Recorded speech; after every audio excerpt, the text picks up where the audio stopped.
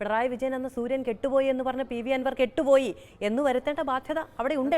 നിലമ്പൂരിൽ പരാജയം ഉണ്ടായാൽ അത് നിലമ്പൂരിനെ മാത്രം ബാധിക്കുന്ന കാര്യമല്ല. ഇത് 10 മാസത്തേക്ക് നടക്കുന്ന ഒരു തെരഞ്ഞെടുപ്പ് എന്ന പ്രാധാന്യമല്ല, മറിച്ച് ഇതൊരു തരത്തിലുള്ള എക്സിറ്റ് പോളാണ്. തീരുമാനത്തിന്റെ ഏറ്റവും വലിയ ഗുണഭോക്താവ് പി വി അൻവർ ആയിരിക്കുമെന്നാണ് ഇന്നലെ വരെ കടക്കണ്ട ഇങ്ങോട്ട് എന്ന് പറഞ്ഞ കോൺഗ്രസ് നേതാക്കളുടെ സ്വരം മാറാൻ സാധ്യതയുണ്ട്. അപ്പോൾ CPM ഒരു റെഡ് അലർട്ട് കൊടുക്കാൻ നിലമ്പൂരിൽ കഴിഞ്ഞിട്ടുണ്ടെന്ന് തോന്നുന്നു. ആ വാക്കാണ് കൃത്യം. അതായത് CPM മുഴുവൻ അണികളും ഇന്ന് ഫേസ്ബുക്കിലെല്ലാം പറയുന്നൊരു വാക്ക്, ആഹ്വാനം ചെയ്യുന്നൊരു വാക്ക് റെഡ് അലർട്ട് എന്നുള്ളത് തന്നെയാണ്. നിലമ്പൂരിൽ റെഡ് അലർട്ടാണ്.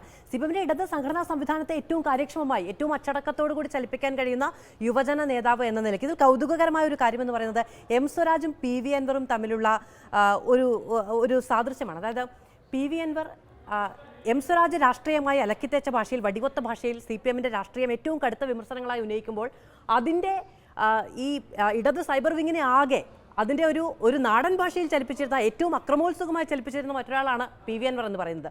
പി വി അൻവറിനെ തോൽപ്പിക്കുക എന്നുള്ളതാണ് CPM ഏറ്റവും അഭിമാനകരമായ, അല്ലെങ്കിൽ പി വി അൻവർ അപ്രസക്തനായി പോയി കഴിഞ്ഞിരിക്കുന്നു എന്ന് തെളിയിക്കുക എന്നുള്ളതാണ് CPM ഈ തെരഞ്ഞെടുപ്പിലെ ഏറ്റവും വലിയ അഭിമാന പോരാട്ടം. ആ നിലയ്ക്ക് നോക്കുകയാണെങ്കിൽ എം സ്വരാജ് അവിടെ വരുന്നു.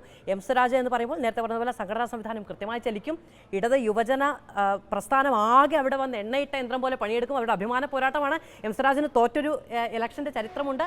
അദ്ദേഹത്തിന്റെ രാഷ്ട്രീയ എതിരാളികൾ അത് ആഘോഷിച്ചതാണ് ആ പരാജയം. ആ നിലയ്ക്ക് നോക്കുകയാണെങ്കിൽ എന്ത് വില കൊടുത്തും സ്വരാജിനെ അവിടെ ജയിപ്പിക്കുക എന്ന് പറയുന്നത് യുവജന സംഘടനയുടെ അഭിമാന പോരാട്ടമാണ്.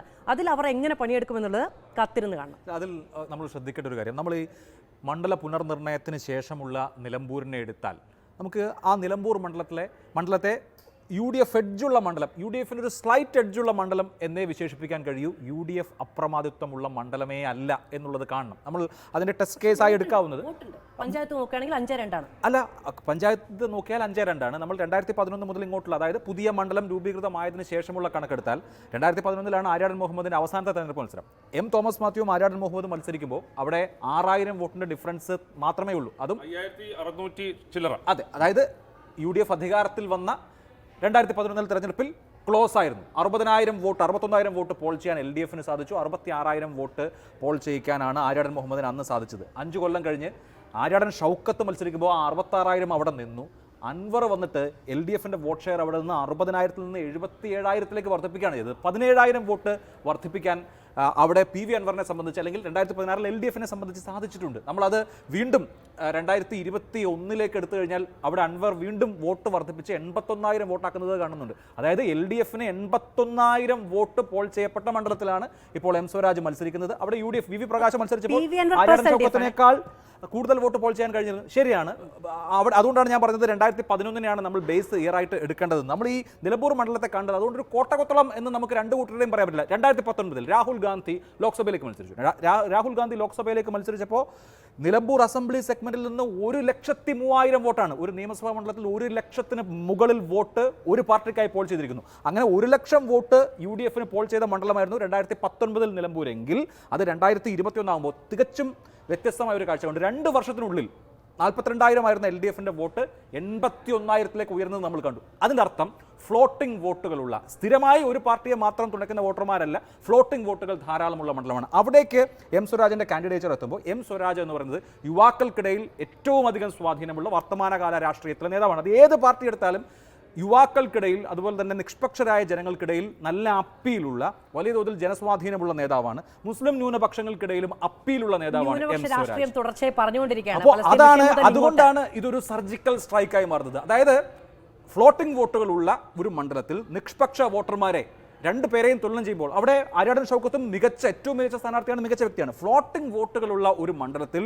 ആ തരത്തിലുള്ള വോട്ടർമാരെ, അതായത് നിഷ്പക്ഷരായ, എല്ലാ കാലത്തും ഒരേ രാഷ്ട്രീയ നിലപാട് സ്വീകരിക്കാത്ത, ഒരേ പാർട്ടിയെ തെരഞ്ഞെടുക്കാത്ത വോട്ടർമാർക്കിടയിൽ അഭിപ്രായം ഉണ്ടാക്കാൻ കഴിയുന്ന, അവരെ സ്വാധീനിക്കാൻ കഴിയുന്ന ഒരു നേതാവ് എന്നുള്ള നിലയിൽ എം സ്വരാജ് വരുമ്പോൾ UDFന് അത് എത്രമാത്രം പ്രയാസകരമാവും. ഈ സ്വരാജിന്റെ കാര്യം പറയുമ്പോൾ 2016 നിയമസഭാ തെരഞ്ഞെടുപ്പിൽ കെ ബാബുവിനെതിരെ തൃപ്പൂണിത്തുറയിൽ സ്വരാജ് മത്സരിക്കുമ്പോൾ അവിടെ വന്ന് ഈ സ്വരാജിന് അവിടെ എന്താണ് സാധ്യത എന്നുള്ളതിനപ്പുറം അന്നൊരു വലിയ രാഷ്ട്രീയ പോരാട്ടമായിരുന്നു. അതായത് കെ ബാബുവിനെതിരെ വലിയ അഴിമതി ആരോപണം വരുന്നു. അദ്ദേഹത്തിന് ഇടയ്ക്ക് ഒന്ന് മന്ത്രിസ്ഥാനത്ത് നിന്ന് മാറിയേക്കേണ്ടി വരുന്നു, പക്ഷേ വീണ്ടും മന്ത്രിസ്ഥാനത്തേക്ക് വരുന്നു. അങ്ങനെയുള്ള കെ ബാബുവിനെതിരെ ശക്തമായ പോരാട്ടം, അത് വെറുതെ ഒരു നമ്മൾ പറയുന്ന പോലെയല്ല, ഈ ഒരു അഴിമതി എന്നുള്ള ഒരു പ്രശ്നം വെച്ചുള്ള അതിശക്തമായ പോരാട്ടം നടത്താൻ അവിടെ വിജയിക്കാൻ കഴിഞ്ഞ ആളാണ്.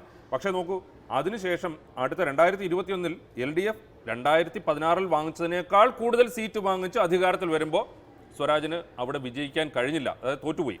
പക്ഷേ ഇവിടെയും അതേ സ്വരാജിനെ രാഷ്ട്രീയ ആയുധമാക്കാൻ അല്ലെങ്കിൽ രാഷ്ട്രീയ പോരാട്ടത്തിലെ അതിൻ്റെ പോർമുഖത്ത് നിർത്തുന്ന ഏറ്റവും വലിയ ഒരു സ്ഥാനാർത്ഥിയാക്കി മാറ്റാനാണ് CPM ശ്രമിച്ചിരിക്കുന്നത്. ഇപ്പോൾ അഭിലാഷ് പറഞ്ഞൊരു പ്രശ്നമുണ്ട്. ഇപ്പോൾ 2011 ആര്യാടൻ മുഹമ്മദ് ജയിച്ചത് 6500 ശിഷ്ടം വോട്ടിനാണ്. പക്ഷേ അവിടെ ആ തെരഞ്ഞെടുപ്പിലാണ് ഏറ്റവും വലിയ ആര്യാടൻ വിരുദ്ധത അത് മുസ്ലിം ലീഗിൻ്റെ ഭാഗത്തു നിന്ന് പ്രത്യേകിച്ചും അത് അതിൻ്റെ ഏറ്റവും തീക്ഷ്ണമായ നാളുകളിലാണ് അദ്ദേഹം തെരഞ്ഞെടുപ്പിന് നേരിട്ടതും. അതിൻ്റെ അടുത്ത തെരഞ്ഞെടുപ്പ് നോക്കുമ്പോൾ അത് അതിനേക്കാൾ രൂക്ഷമായി. അതായത് ആര്യാടൻ കുടുംബത്തോട് തന്നെയുള്ള വിരോധം, അത് കോൺഗ്രസിൽ നിന്ന് തന്നെയുള്ള വിരോധം, ഇതെല്ലാം അത് PV അൻവർ മുതലെടുക്കുകയും. ഇന്ന് ഈ തെരഞ്ഞെടുപ്പിന്റെ ഘട്ടത്തിൽ അവിടെ ആദ്യം മുതൽ കൃത്യമായി സംഘടനാ സംവിധാനം ചെലവഴിച്ച് പണിയെടുക്കുന്ന UDF ആണ്, മുസ്ലിം ലീഗാണ്. അവിടെയാണ് ഏറ്റവും കാര്യക്ഷമമായി വർക്ക് ചെയ്യുന്നത്. അതെ, മുസ്ലിം ലീഗിൻ്റെ അവിടുത്തെ നിലമ്പൂർ യഥാർത്ഥത്തിൽ കണക്കെടുത്ത് നോക്കിക്കഴിഞ്ഞാൽ അല്ലെങ്കിൽ സംഘടനാ ശേഷി കൊണ്ടാണെങ്കിലും രാഷ്ട്രീയ ബലം കൊണ്ടാണെങ്കിലും സ്വാധീനം കൊണ്ടാണെങ്കിൽ അവിടുത്തെ ഒന്നാമത്തെ രാഷ്ട്രീയ കക്ഷി മുസ്ലിം ലീഗ് തന്നെയാണ്, സംശയമൊന്നുമില്ല. മുസ്ലിം ലീഗ് അതൊരു പക്ഷേ കഴിഞ്ഞു കഴിഞ്ഞാൽ കോൺഗ്രസ് അല്ല, അത് കഴിഞ്ഞാൽ CPM, അത് കഴിഞ്ഞാൽ കോൺഗ്രസ് എന്നുള്ള രീതിയിലായിരിക്കും അവിടെ നിൽക്കുന്നത്. അപ്പോൾ മുസ്ലിം ലീഗിൻ്റെ കൈമൈ മറന്നുള്ള ഇടപെടൽ അതിനകത്ത് സംഘടനാ സംവിധാനം ചലിപ്പിക്കുന്നതിന് ഇപ്പോൾ നോക്കൂ, വയനാട് തെരഞ്ഞെടുപ്പ് ഇപ്പോൾ അഭിലാഷ് പറഞ്ഞ കണക്കനുസരിച്ച് വയനാട് തെരഞ്ഞെടുപ്പിൽ വലിയ ഭൂരിപക്ഷം അല്ലെങ്കിൽ വോട്ട് നേടാൻ കഴിഞ്ഞ് അതിനുശേഷം വയനാട് ഉപതെരഞ്ഞെടുപ്പിന് വേണ്ടിയിട്ടും ഇതേ സംഘടനാ സംവിധാനം UDFൽ അതിശക്തമായി അവിടെ പ്രവർത്തിച്ചു എന്നുള്ളത് വോട്ടിൽ നിന്ന് നമുക്ക് വളരെ വ്യക്തമായിട്ട് മനസ്സിലാകുന്നതാണ്. പക്ഷേ LDFൽ അത്രത്തോളം കാര്യക്ഷമമായിരുന്നു എന്ന് നോക്കിക്കഴിഞ്ഞാൽ അല്ല എന്നുള്ളതാണ് സത്യം. പക്ഷേ ഇത്തവണ അങ്ങനെ ആയിരിക്കില്ല. ഇത്തവണ അവിടെ എം സ്വരാജ് സ്ഥാനാർത്ഥിയാവുന്നത് കൊണ്ട് തന്നെ അഭിമാന പോരാട്ടമാണ്, PV അൻവറിനെതിരായ പോരാട്ടമാണ്. മാത്രമല്ല മുഖ്യമന്ത്രിയെ മറ്റാരും പറയാൻ ധൈര്യപ്പെടാത്ത തരത്തിലുള്ള അദ്ദേഹത്തെ അപമാനിച്ച് അപഹസിച്ച് അദ്ദേഹത്തിനെതിരെ ആക്രോശിച്ച് പിണറായി വിജയൻ എന്ന സൂര്യൻ കെട്ടുപോയി എന്ന് പറഞ്ഞ് PV അൻവർ കെട്ടുപോയി എന്ന് വരുത്തേണ്ട ബാധ്യത അവിടെ ഉണ്ട്. തീർച്ചയായിട്ടും ഇവിടെ ഇപ്പോൾ UDFനെ സംബന്ധിച്ച് നോക്കുമ്പോൾ ഇപ്പോൾ നേരത്തെ പറഞ്ഞ ആര്യാടൻ വിരുദ്ധത, ലീഗും ആര്യാടനും പല ഘട്ടങ്ങളിലും പോർമുഖത്ത് നിന്നിട്ടുണ്ട്. പക്ഷേ ഇത്തവണ അങ്ങനെ ഉണ്ടാവും എന്ന് ഞാൻ വിചാരിക്കുന്നില്ല. കാരണം ഇത് പിണറായി 3.0 വരുമോ ഇല്ലയോ ഈ പറഞ്ഞ ഒരു ചോദ്യത്തിൻ്റെ ലിറ്റ്മസ് ടെസ്റ്റ് നടത്താൻ പോകുന്ന തെരഞ്ഞെടുപ്പാണ്. അപ്പോൾ ഇവിടെ അതായത് നിലമ്പൂരിൽ പരാജയമുണ്ടായാൽ അത് നിലമ്പൂരിനെ മാത്രം ബാധിക്കുന്ന കാര്യമല്ല. ഇത് 10 മാസത്തേക്ക് നടക്കുന്ന ഒരു തെരഞ്ഞെടുപ്പ് എന്ന പ്രാധാന്യമല്ല, മറിച്ച് ഒരു തരത്തിലുള്ള എക്സിറ്റ് പോളാണ്.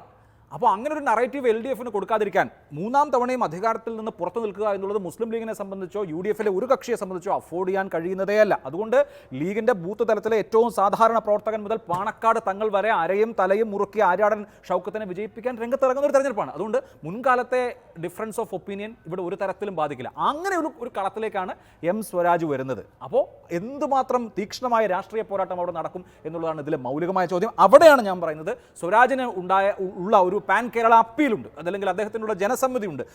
പൊതുജനങ്ങൾക്കിടയിൽ ഇയാൾ ഇൻ്റലക്ച്വലായി സംസാരിക്കാൻ കഴിയുന്ന, ഏത് വിഷയത്തിലും സംസാരിക്കാൻ കഴിയുന്ന, ലേഖനം എഴുതാൻ കഴിയുന്ന, അഭിപ്രായം പറയാൻ കഴിയുന്ന ഒരു നേതാവാണ് എന്ന പോസിറ്റീവായ അപ്പീൽ അവിടെ എങ്ങനെയൊക്കെ ഗുണകരമാകും. പ്രത്യേകിച്ച് നിലമ്പൂർ പോലെ നമുക്ക് രാഷ്ട്രീയ കേരളത്തിൻ്റെ പരിച്ഛേദമായി കാണാൻ കഴിയുന്ന ഒരു മുന്നണിയുടെ മാത്രം ഏകപക്ഷീയമായ കോട്ട എന്ന് പറയാൻ കഴിയാത്ത ഒരു മണ്ഡലത്തിൽ സ്വരാജിൻ്റെ വ്യക്തിപ്രഭാവം പ്രതിഫലിക്കും.